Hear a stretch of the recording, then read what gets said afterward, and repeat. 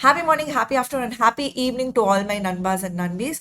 So many students actually got benefited with this expected question marathon. There's about 15,000 views, but there was one small mistake from my side, guys. When I collated it, government audit has been missed upon, and you all kept on commenting that government audit questions have been missed, and these 7 or 8 questions are actually really important. If they ask in the exam, you should be able to get that 4 or 5 marks, guys. That is the reason why I thought I will put this as a separate video, and in that expected question video also this video will be pinned, so all the students will get benefited. And without wasting much time, let's get into the audit of government company, guys.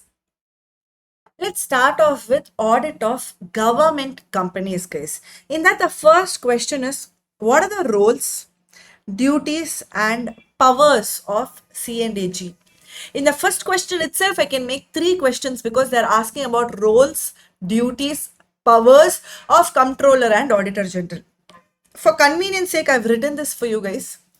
What is the meaning of duties? What is the meaning of roles? And what is the meaning of powers? Power means giving the authority to somebody. So C&AG has the authority to do all of these things. Roles. C&AG has a function to do these 3 things. And C&AG has the responsibility to do all of these 7 things. Now with this in mind, let us go through the roles of C&AG, that is the functions of C&AG. The C&AG can appoint the government company auditor. The C&AG can ask to do the supplementary audit. The C&AG can also do a test audit. What is the meaning of supplementary audit and what is the meaning of test audit? Supplementary audit basically means if you want to re-audit a particular company, then that is a supplementary audit. Then what is the meaning of test audit? Test audit is also re-auditing, but only for a specific area. In the supplementary audit, the entire audit will be redone. In the test audit, for a specific area, they are asking to redo. That is the test audit, and these 3 are the roles of Comptroller and Auditor General. What are the powers? That is the authority given to the C&AG. They can inspect the books of accounts, or they can require the books documents to come to other places. They can question, they can observe, and they can call for information, and they can dispense with any part of the audit. What are the duties of C&AG? That is a responsibility which is bestowed upon them. They have to compile and submit the accounts to the President of India or the Governor. The general provisions of the audit. Here you need to know about 3 things. In the general provision of the audit, you need to know who is CFOI, what is contingency fund, and what is public account. Because for a government, any money which enters the government and any money which exits from the government is done from the Consolidated Fund of India, that is the CFOI. It is basically, you can say, you can imagine it like a bank account of the government, that is CFOI. Then what is the meaning of contingency fund? In case of an earthquake, suddenly tsunami has come. At that time, you will immediately take the money. At that time, it is not possible for you to keep waiting for approvals. So you will have the money for contingency purposes. That is the contingency fund. And ideally, like I told you, all the money in and out for the government happens from the Consolidated Fund of India only. So who is going to refill the contingency fund? The contingency fund is also going to get the money from the Consolidated Fund of India. So I asked you to imagine the Consolidated Fund of India like the bank account of the government. The Contingency Fund of India, you can imagine it like the petty cash for the government. What is the meaning of public account? The money which is received from the public and which has to be returned back to the public. For example, post office savings scheme. How many of you all gave money to that post office savings scheme? It is like a deposit that you have made with the government for a lower interest, but still it is secure. You know that whenever you want the money back, then you will get the money back. The government is supposed to give it back to you whenever you ask. So for it to give it back to you whenever you ask, the government has to have the money first of all with it. So when it has in a separate account called as public account, that means this money belongs to the public. Are you able to understand? So the general provisions of the audit, you have to know about Consolidated Fund of India, Contingency Fund of India and public account. The duty is to also audit all the revenue and the expenditure, is to audit the grant and the loan, audit of the receipts of the union and state, audit of accounts of stores and inventory, and audit of all the government company and corporations. All of this are the duties, that is the responsibilities. If you want to take a quick picture for you to quickly glance through at a later stage, just few more hours, but still later stage is later stage. Now, roles, duties, and powers of C&AG. I will also show you the theory. Now, if you see duties of C&AG, duties of C&AG is given here. Now, to compile and submit the accounts of union and state. The C&AG shall be responsible for compiling of the accounts of the union and state. The C&AG shall from the accounts compiled by him, showing under the respective heads the annual receipts and disbursements for the purpose of the union, and he shall submit those accounts to the president or the governor of a state or administrator of the union territory. Note, the C&AG Act of 1971 has provisions of relieving him of this responsibility and to give the information and render assistance to the union and state. General provisions. For this only I spoke about three things. The audit and report all the expenditure from CFOA, Consolidated Fund of India, and of each state and of the union territory, and to ascertain whether the money shown in the accounts as having been disbursed were legally available for and applicable to the service or purpose to which they have been applied or charged, and whether the expenses conforming to the authority. To audit and report all the transaction relating to contingency fund and also the public account. To audit and report on all trading, manufacturing, P&L, balance sheet, subsidiary accounts kept in the Department of Union and State. Audit of receipts and expenditure, where anybody or any authority is substantially financed by grant or loan from the Consolidated Fund of India. Now you have to know what is the meaning of substantially financed. Where the grant or loan to a body or authority from the Consolidated Fund of India of any state or of union territory is not less than 25 lakhs, and the amount of such grant or loan is not less than 75% of the total expenditure of that body or authority. Not less than means what? Minimum of 75% of the total expenditure is done by the government only. Or they've given a grant or loan minimum of 25 lakhs to this authority. Then you will call that authority as a substantially financed company or whatever. So where anybody or any authority is substantially financed by grant or loan from the CFOA or any state or union territory, then the C&AG shall, subject to the provisions of the law, what shall he do? Audit all the receipts and expenditure of that body or authority and to report on that receipts and expenditure audited by him. For that, you have to know what is the meaning of substantially financed. He will also audit the grant and loan, audit the receipts of union and state, audit of account of stores and inventory, audit of government company and corporations. Powers of C&AG. Here I showed you. These are the powers. There are only 4 powers which is given here. To inspect any office of accounts under the control, to require any accounts, books, papers, and other documents to be sent to specified places, to put such questions and make such observations in charge of the office, and to call for such information. In carrying out the audit, the C&AG has the power to dispense with any part of the detailed audit and to apply such limited checks in relation to the accounts that he may determine. This is the powers. For the role of C&AG, I will show you those 3 roles of C&AG. He has the power to appoint the government company. Appointment of first auditor and subsequent auditor and auditor so appointed will submit a copy of the audit report to the C&AG. Power to conduct a supplementary audit and test audit. The C&AG shall, within a period of 60 days from the date of receipt of audit report, have a right to conduct a supplementary audit of the company by such person or persons as he may authorize in this behalf, require information or additional information to be furnished, comment upon or supplement such audit report, and it should be placed before the annual general meeting of the company at the same time. Test audit. Then the auditor, the C&AG of India, in case of any company, he will ask for test audit to be conducted of the accounts of such company, and the provisions of section 19A of the C&AG Duties, Powers and Conditions of Service Act 1971 shall apply to the report of such test audit. Are you able to understand the difference between the roles, powers and duties of the comptroller and auditor general? Now only we are done with one question. What is audit of commercial accounts? Department concerned engaged in commercial and trading operations. Statutory bodies or corporations, government company. Now, what are they talking about? Department concerns. They are undertaken in the same manner as any department of the government where commercial accounts are being kept. What is statutory body or corporation? These depend on the nature and types of the statute which is governing the body or corporations.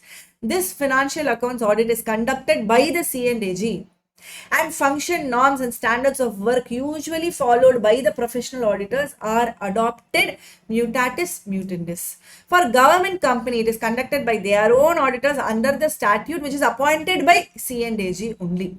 In addition, the C&AG can conduct a supplementary or a test audit of the accounts periodically, or appraisal of performance. All of these can be done. So audit of commercial accounts, department concern, statutory body and government company. The next one, how to audit stores and inventory. First of all, will government audit? In that case, should you see the inventory? What is the inventory for the government? You all tell me. What is the inventory? They will have sacks of rice, ration. They're giving lots of rice, sugar, dal. All of those things are inventory of the government. Yes or no? Now, when you're going to do the audit of inventory of the government, then in that case, what should you do? I have an extra question for you, bonus question. Want you to think a little bit. In CARO, which clause does it come? Audit of inventory for the government company. Which clause does it come? Think and tell me the answer. Tell me. Comment the answer down. Whichever clause. You do the CARO story that we have discussed in class, which is clause 1, 2, 3, 4. Inventory. Which clause? For people who have written clause number 2, inventory, it is a big blunder that you have made. No. CARO is not applicable for government company. Is it true? Is it true that CARO is not applicable for government company? Do a quick check for me. Usually I will ask this for banking company. There I will ask inventory, whether it will come or not. Banking company, definitely it is not there. Now for government company, now itself you go and check the applicability of CARO. Applicability of CARO, you cannot make a mistake. Is it there? You please check and then you tell me. I will give you 1 minute. You go to CARO applicability and check. I will give you 1 minute now itself. I am not telling the answer. We'll keep it like a quiz itself. You yourself think for it. If you want, you check. Go to the concept book, go to CARO applicability and see whether government company is applicable or not. Is it there in the exceptions? 1 minute I will give you. What did you find, guys? Banking company, insurance company, section 8 company, 1% company, small company, they are all exempt from CARO. Yes or no? Is there anything about government company?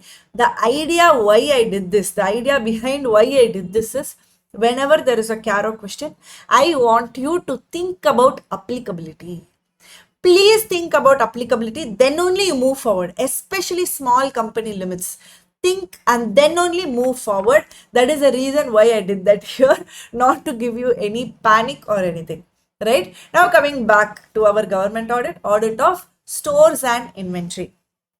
Ascertain whether the regulations governing purchase, receipt, issue, custody, sale and inventory taking care of stores are well devised and properly carried out. Inventory is nothing but the stock. Yes, closing stock. Stock is directly linked with the purchases, sales, custody, all of these things. Whether there are regulations which is governing for all of these things. If there is any deficiency, then have they brought it to the notice of the government for any quantity deficiency in the stores? Or if the internal control is not operating properly, have they brought it properly to the government, notice to the government with regard to any deficiency? If there is a purchase which is made, now I already told you closing stock is directly linked with the purchases, sales, everything. If it is a purchase which is made, whether the purchase is economical, whether it has been sanctioned properly, whether it is as per the rules for purchase laid by the authority.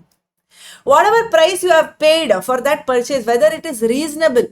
Now, okay, I am taking the rice from the farmer. Usually, I am selling the rice outside for 30 rupees. For government, probably they are selling for 10 rupees. Now, how much should I pay the farmer? Should I pay the farmer 5 rupees? No, then he is going to give the very, very bad quality. The farmer also has to eat, very power. So you should also check the quality and the quantity as furnished by inspecting and receiving the units. To check the accounts of receipts, issues and balances which is regarding the correctness, accuracy and reasonableness. Car, any excess inventory or idle inventory is specifically mentioned in the report. The auditor should check that price charged is reasonable and valuation has been seen carefully. These 5 are for audit of stores and inventory of the government. Going to the next one, how to audit tax, fees, fine. That means how to audit the receipts they are asking. What is receipts for the government, you tell me? Yes, tax, fees, fine, all of those things, but you have to know difference between revenue receipt and capital receipt. Revenue receipt, I am going to split into two, tax revenue receipt and non-tax revenue receipt. Capital receipt, I'm going to split into two, debt capital receipt and non-debt capital receipt. What is the meaning of tax receipt and non-tax revenue receipt? You please tell me. The government, if he is going to collect by way of tax, then it is a revenue receipt and it is a tax revenue receipt. If the government, if the police mama is going to collect a fine from you, penalty from you, that is also a receipt and it is a revenue receipt, but it is not by way of tax. It is a non-tax revenue receipt, or any sale that they have made. That is non-tax revenue receipt. Then what is the meaning of capital receipt? A government, when they are taking a loan, when they are taking a treasury borrowing, then there is a debt capital receipt. Can there be a capital receipt which is a non-debt capital receipt? Yes. If the government has given a loan and that other person has repaid that loan back to the government, that is a non-debt capital receipt. Or if the government has gone for privatization, then they are going to disinvest or they're going to divest. That means whatever they've invested in, they're going to sell that and they're going to get the money. That is a capital receipt and that is not by way of creating a debt. So it is a non-debt capital receipt. With this in mind, how are you going to audit all of these four? Because here it is only given as audit of receipts. So it includes the tax receipts, non-tax receipts, debt capital receipts and non-debt capital receipts. Whether all the revenue or other debt due to government have been correctly assessed, realized and credited to the government account. Whether adequate regulations and procedures have been framed by the department or agency which is concerned to secure an effective check on the assessment, collection and proper allocation.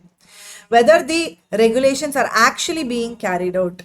Whether adequate checks are imposed to ensure the prompt detection and investigation of the irregularity, whether any double refund is there, whether any fraud or forged refund vouchers are there, is there any loss of revenue because of fraud or willful omission, is there any negligence to levy or collect the tax or issue the refund, please check. Review of the system and procedure, that is the internal control which is adequately there to secure correct and regular accounting of the demand, collection and the refund which is made. What is the extent and quantum of audit required to be done under each category which is determined by the C&AG? They are neither negotiable nor questioned. Whatever C&AG says, you just shut up and listen to them. Extent and the quantum of audit are structured in accordance with the design of test check, random sampling, general review, in-depth study of the specified areas. These 6 are for what? Audit of the receipts. Audit of receipts, you will have to do all these 6 points. Objective of government audit. There are 3 objectives to the government audit. One is accounting for public funds. Government is obviously playing with public money. I mean, like using the public money, they're doing good for the society by getting the money from the society. That is accounting for public funds. Appraisal of government policy. Government makes so many policies, fiscal policy, monetary policy, credit policy. So many policies are done by the government. As an auditor, we have to do an appraisal of those policies and you also have to give the corrective action. Normally an auditor is not bothered about the corrective action and all. He's only going to give the opinion and throw it on the client. But here government is involved, so it also acts as a base for corrective action. The audit observation based on the data collection, they serve as a highlight the lapses of the lower hierarchy, thus helping the supervisory level. If there is any correction to be taken, the supervisory level will be able to take the corrective action. That is the objective of government. These 3 are the objectives of government audit. What is audit of expenses, and under that itself efficiency audit and performance audit will be covered. For audit of expenses, you have to understand how an expense can happen. First, there has to be a rule and an order. And then there will be a sanction. That sanction can be a general sanction or a special sanction. Say, for example, the government is constructing a bridge. Now, for this bridge, they have to get the rule or an order should be passed for the construction of that bridge. For that, they are going to see whether this bridge is actually necessary. At this place only it is necessary. How much is the cost of the bridge? Everything they will see, and then they will give the order. Then audit of sanctions, general sanction or a specific sanction, special sanction can be done. General sanction means this much money I am giving now itself. It is general sanction.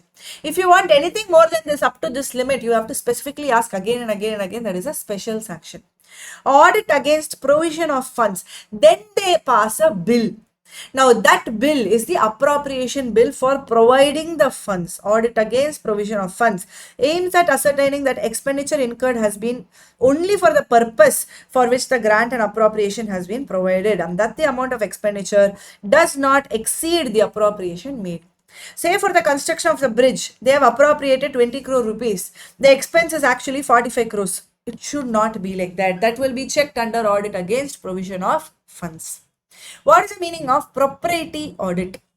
Propriety audit means any improper expenditure, avoidable expenditure, ineffective expenditure, even if it is within the rules and regulations, it should not be done. Even if it is within the order, within the appropriation bill, it should not be done because it is improper, it could be avoided, and it is an ineffective expenditure.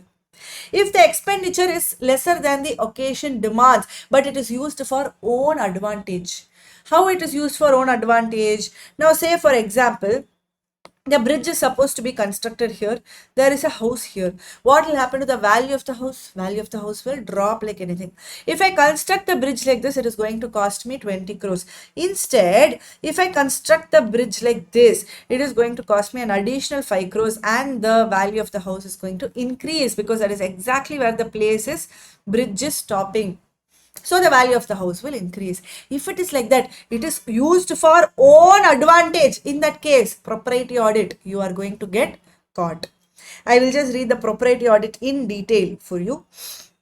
According to propriety audit, the auditor tries to bring out case of improper, avoidable or ineffective expenditure, even though the expenditure has been incurred in conformity with the rules and regulations. Audit against propriety seeks to ensure that expenditure conforms to these principles which have been stated.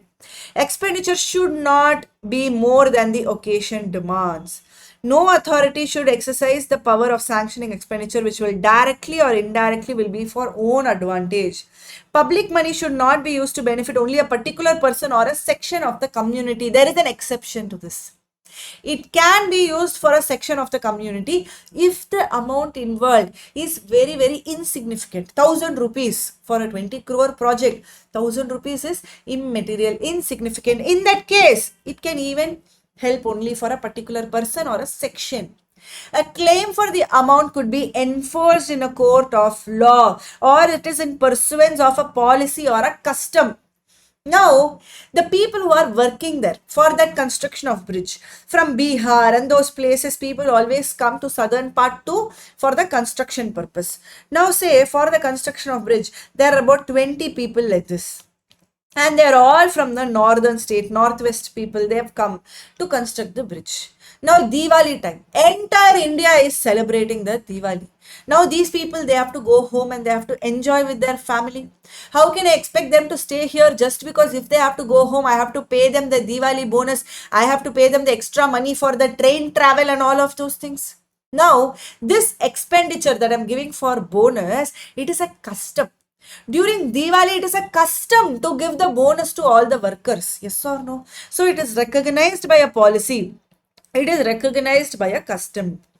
The amount of allowance such as traveling allowance which is granted to meet the expenditure of a particular type should be so regulated that that allowance should not be a source of profit to the recipient. Now, okay, these people are going in train. I gave them the money for the travel reimbursement, saying for train charges I will give the 700 rupees. You please go in train and come back. Now what he did, he took the bus. only 250 rupees for bus. He made the profit of the remaining money for himself, 450 rupees profit for him. It should not be a case like that, but traveling allowance is allowed. But that traveling allowance should not be a source of profit to the recipient itself. Now here, what did we see for propriety audit? Propriety audit means it brings out the cases of improper, avoidable or ineffective expenditure. The expenditure should not be more than what the occasion demands, and the expenditure should not be used directly or indirectly for own advantage. Public money should not be used only for particular section of a people, except the amount is insignificant. The claim could be enforced by court of law. The expenditure is as per a policy or a custom, or it is for traveling allowance. However, if it is for traveling allowance, it should not be a source of profit for the recipient of the traveling allowance. This is the propriety audit. What is called as performance audit? Under performance audit, we have efficiency audit, economy audit, effectiveness audit, and efficiency cum performance audit. What is the meaning of efficiency audit? Efficiency audit looks into whether various schemes or projects are executed and their operations are conducted economically, and whether they are yielding the results. Economy means what? It has to be at the lowest cost, financial resource, human resource, physical resource, everything is at the lowest cost. Effectiveness audit, appraisal of the performance, whether it is effective, whether it is efficiently done. Efficiency cum performance audit, that means what? That means wherever used is an objective examination of the financial and operational performance of an organization, program, authority or function, and it is oriented towards identifying opportunities for greater economy and effectiveness. For conducting performance audit, you will have to go through these 5 points: identification of topic, preliminary study, planning, execution of audit, and reporting. All these 5 are for performance audit steps. Yes guys, we have covered the performance audit, efficiency audit, and also audit of expenses. Just remember the flow of audit of expenses, and then everything else you should be able to write. The flow is given here: order and rules, sanction, could be general or specific sanction, provision of funds, then comes propriety audit, then comes performance audit. Under performance audit, we have efficiency audit, economy audit, effectiveness audit, and efficiency cum what? I want you to tell me. Don't think I am not hearing you. I can hear you through the computer also. Efficiency cum performance audit. And then for performance audit, there are 5 steps. It covers these 5 steps. Yes, guys. With that, the audit of government company is completed, comes to an end.